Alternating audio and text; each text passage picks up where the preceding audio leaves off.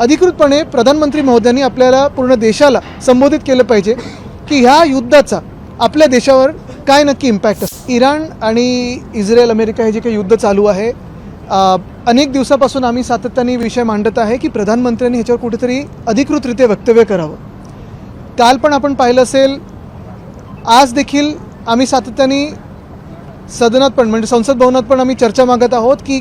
तिथे जे केंद्रीय मंत्री असतात त्यांच्यासोबत चर्चा झाली पाहिजे। सगळ्याच खासदारांना चर्चा आणि प्रश्न विचारण्याची संधी मिळाली पाहिजे की ह्याचा नक्की परिणाम किंवा दुष्परिणाम आपल्या भारताच्या अर्थसंकल्पावर असेल, एनर्जी सिक्युरिटीवर असेल, फूड सिक्युरिटीवर असेल किंवा अनेक ज्या गोष्टी तिथून येणारे जे काही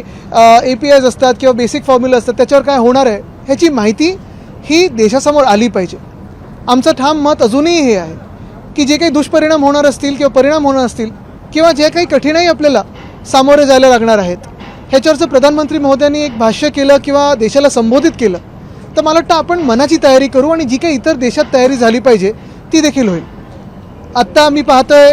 मुंबई असेल, चेन्नई असेल, बेंगलुरू असेल, अनेक शहरांमधून देखील गॅस आहे, नाही आहे, रेस्टॉरंट्स वापरू शकतात, नाही वापरू शकत, सगळं जे काही सरकारकडून येतं आहे ते सोर्सेस म्हणून येतं, अधिकृतरित्या कुठेही नाही येतं आणि म्हणून अधिकृतपणे प्रधानमंत्री महोदयांनी आपल्याला पूर्ण देशाला संबोधित केलं पाहिजे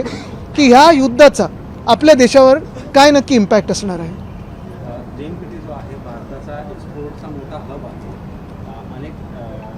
जे एक्सपोर्ट करणारे पदार्थ आहेत ते पडून आहेत आणि काहीही आश्वासन मिळत नाही आहे। अहवाल दिले जे व्यापारी छोटे असतील नक्कीच मी तेच सांगितलं ना की अर्थव्यवस्थेवर काय नक्की ह्याचा इम्पॅक्ट होणार आहे। कारण आता तुम्ही बघा ते